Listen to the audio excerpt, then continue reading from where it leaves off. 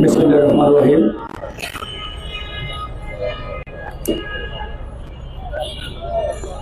গণহত্যাকারী আওয়ামী লীগকে নিষিদ্ধ করা, গণহত্যার বিচারের দাবিতে আজকে গণ অধিকার পরিষদ ঢাকা মহানগর দক্ষিণের আয়োজনে আজকের এই গণ অবস্থানে উপস্থিত সংগ্রামী সভাপতি, উপস্থিত নেতৃবৃন্দ সকলকে সালাম এবং শুভেচ্ছা জানাচ্ছি।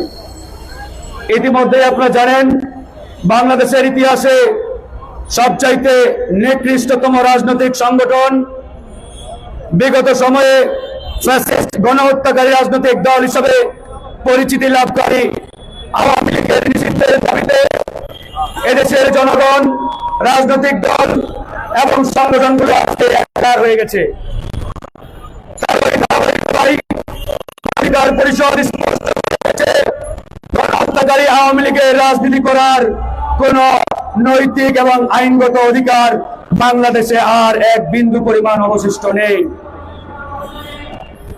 কিন্তু আজকে আমরা লক্ষ্য করছি, আওয়ামী লীগ ছাত্রলীগের নেতা কর্মীরা দেশের আনাচে কানাচে বিভিন্ন জায়গায় তারা ঝটিকা মিছিল বের করার দুঃসাহস দেখাচ্ছে এবং এই ছাত্রলীগের সন্ত্রাসীরা যে ঝটিকা মিছিল বের করার দুঃসাহস দেখাচ্ছে, এই দুঃসাহস দেখানোর পিছনে এই অন্তর্বর্তীকালীন সরকার অনেকাংশে দায়ী।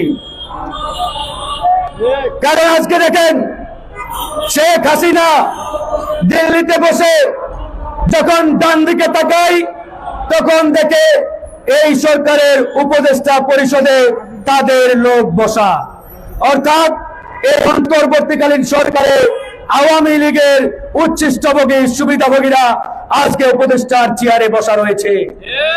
শেখ হাসিনা যখন বামে তাকায় দেখেন পুলিশ বাহিনীতে ৮০% পুলিশ হাসিনার আমলে নিয়োগ প্রাপ্ত।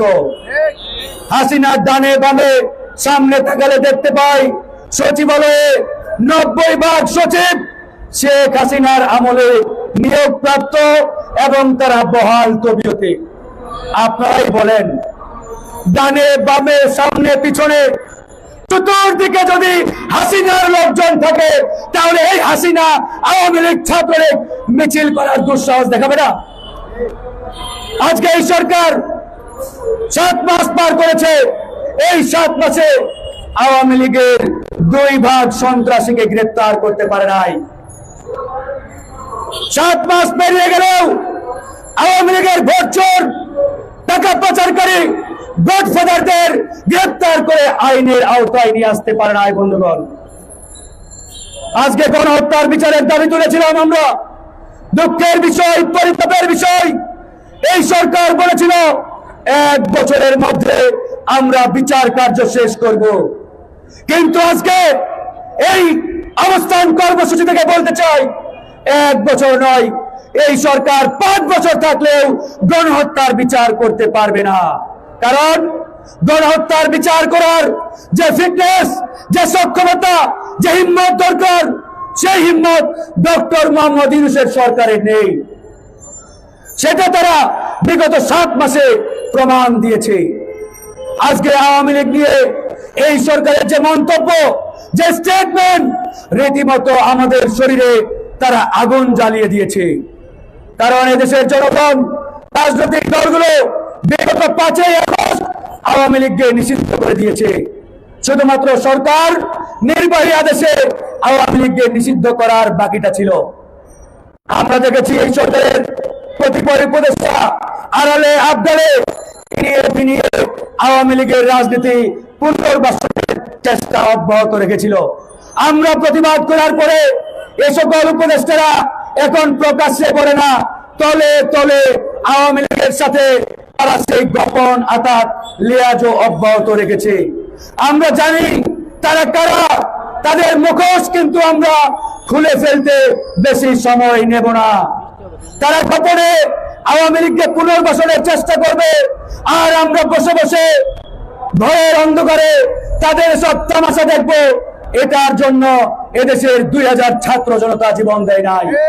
সবচাইতে কষ্টের জায়গা যখন বাংলাদেশের সরকার প্রধান ডক্টর মোহাম্মদ ইউনূস, যার উপরে এদেশের ২০ কোটি জনগণ আশা ভরসা এবং অনেক একটা বড় গুরু দায়িত্ব অর্পণ করেছিল। এদেশের মানুষের বিশ্বাস ছিল ডক্টর মোহাম্মদ ইউনূসের মাধ্যমে বাংলাদেশের একটি আমূল পরিবর্তন আসবে, রাজনীতিতে সংস্কার আসবে, রাজনীতিতে গুণগত পরিবর্তন আসবে, বাংলাদেশে একটা ঐক্য সৃষ্টি হবে। কিন্তু বাস্তবিক অর্থে আমরা সেই লক্ষণগুলো দেখতে পাচ্ছি না। আজকে মাননীয় প্রধান উপদেষ্টা তার মুখ দিয়ে যখন এরকম শব্দ বের হয়, আওয়ামী লীগকে নিষিদ্ধ করার কোন ইচ্ছা এই সরকারের নেই।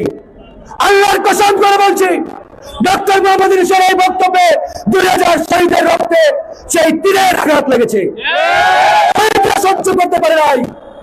2000 মানুষ এই বক্তব্য শোনার জন্য জীবন দেয় নাই, শহীদ হয় নাই। আমরা মাননীয় প্রধান উপদেষ্টাকে বলবো, আপনি আপনার এই বক্তব্য প্রত্যাহার করেন। এদেশের জনগণ আপনাকে ভালোবাসে, আপনার প্রতি আস্থা রাখতে চাই। আমরা বিশ্বাস করি আপনি বাংলাদেশের অমূল্য সম্পদ। আমরা আপনাকে হারাতে চাই না। এরকম মহামূল্যবান সম্পদকে আমরা ব্যর্থ হতে দিতে চাই না।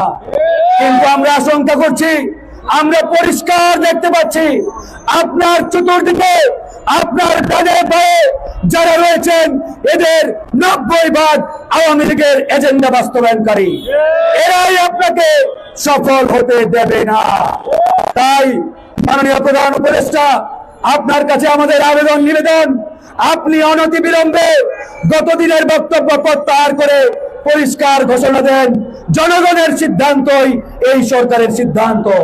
জনগণ যে রায় দিয়েছে 5ই আগস্ট, জনগণ যে রায় দিয়েছে আওয়ামী লীগের রাজনীতি এই বাংলার জমিতে চলতে পারে না। এই বাংলার মাটিতে আওয়ামী লীগ একটি অপবিত্র নাম। এই অপবিত্র নামের রাজনীতি এই বাংলার মানুষ আর কোনদিন গ্রহণ করবে না। তাই মাননীয় প্রধান উপদেষ্টা, আপনি অনতি বিলম্বে আওয়ামী লীগকে নিষিদ্ধের মাধ্যমে জনগণের রায় বাস্তবায়ন করুন। আর যদি এর ব্যত্যয় হয়, আর যদি এর ব্যত্যয় ঘটে, তাহলে আমরা বলেছি বিপ্লবের পক্ষের শক্তিগুলোকে নিয়ে, রাজনৈতিক দলগুলোকে নিয়ে আরো কঠোর কর্মসূচি সামনে আসবে। আমরা যাতে সে পথে না হাঁটি, এই জন্য আমরা আবারও আপনার কাছে একটাই আবেদন, আপনি আপনার বক্তব্য প্রত্যাহার করুন এবং আওয়ামী লীগকে নিষিদ্ধ করুন। আজকে এই সরকারের কতিপয় উপদেষ্টা যারা নিজে থেকে ছাত্র উপদেষ্টা দাবি করছেন, এদের যে ধরনের বালখিল্য বক্তব্য, শিশু বক্তব্য, এই বক্তব্যের মাধ্যমে আমাদের আকাঙ্ক্ষা ছিল, আশা ছিল, ভরসা ছিল বিপ্লব পরবর্তী সময়ে বাংলাদেশে একটি বৃহত্তর ঐক্য গড়ে উঠবে। কিন্তু বাস্তবিক অর্থে আজকে ঐক্যের পরিবর্তে এই সরকারের 2-1 জন উপদেষ্টা অনৈক্য সৃষ্টি করতে তৎপর রয়েছে। তারা বক্তব্য দিচ্ছে কোন সময় বিএনপির বিরুদ্ধে, আবার কোন সময় জামাতের বিরুদ্ধে। আরে ভাই, বিপ্লব পরবর্তী সময়ে জামাত, বিএনপি, গণ অধিকার এবং অন্যান্য দল সবার যেখানে একটা বৃহত্তর ঐক্য দরকার, সেখানে যদি এই সরকার চেয়ারে বসে অনৈক্য সৃষ্টির পায়তারা করে, তাহলে এদের মাধ্যমে জনগণের আকাঙ্ক্ষা বাস্তবায়ন সম্ভব নয়। আরেকটি কথা বলে শেষ করব বন্ধুগণ, আজকে 2-1টি দল আমরা দেখতে পাচ্ছি, তারাও আড়ালে আবডালে আওয়ামী লীগকে পুনর্বাসনের চিন্তা করছেন, চেষ্টা করছেন। তাদের উদ্দেশ্যে একই বার্তা, একই মেসেজ, শেখ হাসিনার দিকে তাকান। শেখ হাসিনা বাংলাদেশে টিকতে পারেন নাই, ভারতে পালিয়ে যেতে বাধ্য হয়েছেন। তাই আপনারা যদি মনে করেন আওয়ামী লীগকে গোপনে রাতের আধারে পুনর্বাসন করবেন আর দেশের মানুষ আপনাদেরকে ফুলের মালা দিয়ে ক্ষমতার চেয়ারে বসাবে, আপনারাও বোকার স্বর্গে রয়েছেন। তাই আমরা সকল বড় দলের নেতাদেরকে হুঁশিয়ারি দিতে চাই, আওয়ামী লীগের প্রশ্নে আমাদের পরিষ্কার অবস্থান রাখতে হবে, সিদ্ধান্ত জানতে হবে। ভুলে যাবেন না, এদেশের মানুষ সবকিছুই করতে পারে, সেটা আপনি যেই দলের হন।